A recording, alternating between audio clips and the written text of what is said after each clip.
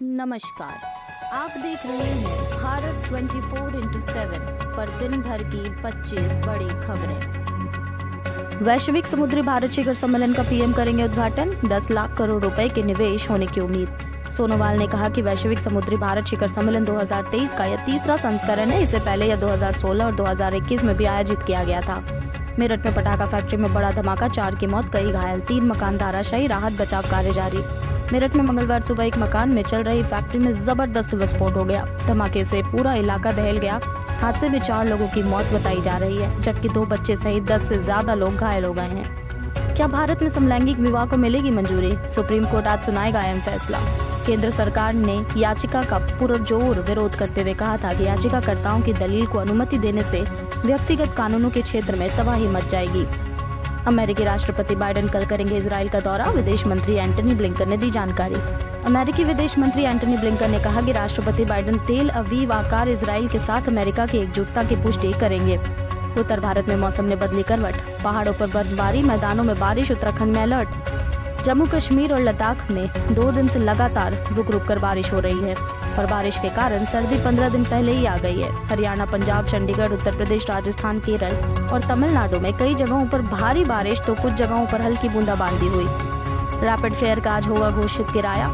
Rapid x train को हरी झंडी दिखाने के बाद प्रधानमंत्री इस सेमी हाई स्पीड ट्रेन में दुहाई तक का सफर करेंगे और इसके बाद वो वसुंधरा में जनसभा को संबोधित करेंगे। नेतन्याहू बोले, यह युद्ध प्रकाश और अंधेरे के बीच है। पीएमओ ने कहा, हम फिलिस्तीनी लोगों के खिलाफ नहीं। प्रधानमंत्री बेंजामिन नेतन्याहू ने कहा कि आजादी के 75 साल बाद भी स्वतंत्रता का युद्ध अभी तक खत्म नहीं हुआ है और हमास के साथ जारी युद्ध में हमास एकमात्र उद्देश्य है इजराइल की जीत। सहमति के बावजूद कांग्रेस ने साइकिल से किया किनारा। सपा की जीती सीट पर उम्मीदवार उतारने के कारण आई खटास। कांग्रेस की वादा खिलाफी से नाराज सपा ने अब कम से कम 3 दर्जन सीटों पर उम्मीदवार उतारने का मन बनाया है। इस क्रम में पार्टी ने रविवार को ही 9 सीटों पर उम्मीदवार उतारे। छत्तीसगढ़ इलेक्शन की बड़ी खबर। सीएम भूपेश बघेल ने होम मिनिस्टर अमित शाह पर निशाना साधा। कहा कि छत्तीसगढ़ में फूट डालो और राज करो की योजना नहीं चलेगी। विश्व कप में ऑस्ट्रेलिया का खुला खाता, श्रीलंका की लगातार तीसरी हार, शर्मनाक रिकॉर्ड की बराबरी। इस विश्व कप में ऑस्ट्रेलिया की यह पहली जीत है और इससे पहले उसे भारत और दक्षिण अफ्रीका के खिलाफ हार का सामना करना पड़ा था। आबकारी नीति मामले में आप को आरोपी बनाने का विचार, एएसजी ने एससी को बताया। सीबीआई और ईडी आबकारी नीति मामले में आम आदमी पार्टी को आरोपी बनाने पर विचार कर रही है। दिल्ली सरकार के पूर्व मंत्री मनीष सिसोदिया की जमानत याचिका की सुनवाई के दौरान एएसजी एसवी राजू ने इसकी जानकारी सुप्रीम कोर्ट की दी। मणिपुर वायरल वीडियो मामला। सीबीआई ने 6 आरोपियों के खिलाफ दाखिल की चार्जशीट। ये घटना 4 मई को हुई थी, लेकिन मणिपुर में चल रही हिंसा की वजह से इसके बारे में पता नहीं लगा और जून महीने में जब इस घटना का वीडियो वायरल हुआ तो मामला सामने आया। आज से शुरू हो रहा है शीर्ष कमांडरों का सम्मेलन। सुरक्षा से जुड़े मुद्दे पर होगी चर्चा। भारतीय सेना के एक अधिकारी ने बताया कि सम्मेलन में सेना प्रमुख जनरल मनोज पांडे, 7 सेना कमांडर और अन्य वरिष्ठ अधिकारी देश और आसपास के प्रमुख सुरक्षा मुद्दों पर चर्चा करेंगे। मिजोरम की 40 सीटों के लिए कांग्रेस की सूची। सुबह 39 और शाम को शेष एक उम्मीदवार के नाम का ऐलान। मिजोरम की सभी 40 विधानसभा सीटों के लिए 7 नवंबर को मतदान होगा तथा 3 दिसंबर को मतगणना होगी। मिजोरम विधानसभा का कार्यकाल 17 दिसंबर को खत्म हो रहा है। भारत का विभाजन कभी नहीं होना चाहिए था, यह एक ऐतिहासिक गलती, बोले ओवैसी। भारत के विभाजन को AIM प्रमुख ओवैसी ने ऐतिहासिक गलती करार दिया। उन्होंने दावा किया कि उस समय के इस्लामिक विद्वानों ने भी 2 राष्ट्र सिद्धांत का विरोध किया था। 5 जजों की पीठ को भेजा गया इलेक्ट्रल बॉन्ड के जरिए राजनीतिक दलों की फंडिंग का केस। 30 अक्टूबर को सुनवाई। वकील प्रशांत भूषण ने बेंच के सामने कहा था कि 2024 के आम चुनाव के लिए इलेक्ट्रल बॉन्ड जारी होने से पहले इस योजना का न्यायिक परीक्षण जरूरी है और इसी मामले को कोर्ट ने अब तक बेंच के पास भेजा।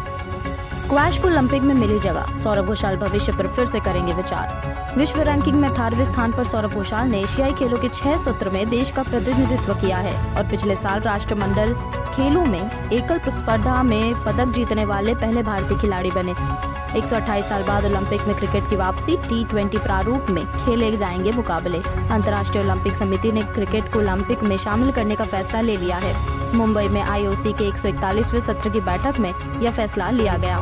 तस्करों के हमले में जवान घायल, तस्करी को किया नाकाम, 14 लाख का सोना जब्त। जवान ने एक तस्कर को पकड़कर पास में दूसरी जगह ड्यूटी पर जवान को सूचित कर दिया। इसी दौरान तस्करों के अन्य साथियों ने जवान पर पीछे से तेज धार वाले दाव से हमला कर बुरी तरह से घायल कर दिया। 21 अक्टूबर को TVD-1 भरेगा पहली परीक्षण उड़ान, श्रीहरिकोटा से किया जाएगा प्रक्षेपित। कार्यक्रम में जुड़े जानकारी के मुताबिक पहले प्रशिक्षण उड़ान के नतीजे के आधार पर अन्य प्रशिक्षण किए जाएंगे। इस दौरान क्रू मॉड्यूल को परखा जाएगा। नवरात्रि उत्सव के दौरान 2 गुटों के बीच हुई झड़प, पथराव में एक पटाखा फटने से 4 लोग घायल। बांग्ला स्टेट के हनुमान नगर इलाके में देवी दुर्गा की मूर्ति ले जाने के दौरान पटाखे फोड़ने के लिए 2 गुटों के बीच झड़प हो गई। श्रीनगर पुलिस स्टेशन ने एक अधिकारी के इस मामले में FIR दर्ज कर लिया है।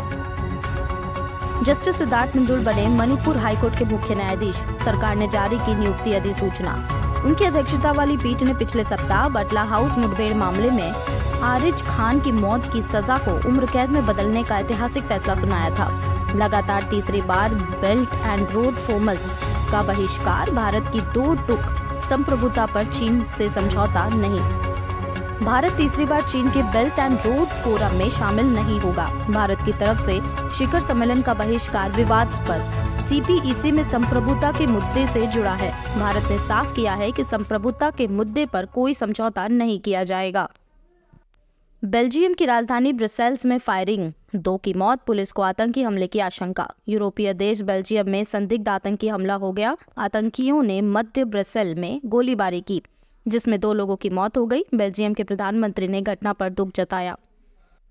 शेयर बाजार में पॉजिटिव शुरुआत, सेंसेक्स 300 अंक चढ़ा, निफ्टी 19,800 के पार पहुंचा। खबरों का सिलसिला यहीं समाप्त होता है। देश दुनिया की खबरें देखने के लिए कल फिर हाजिर होंगे। तब तक देखते रहिए भारत 24/7।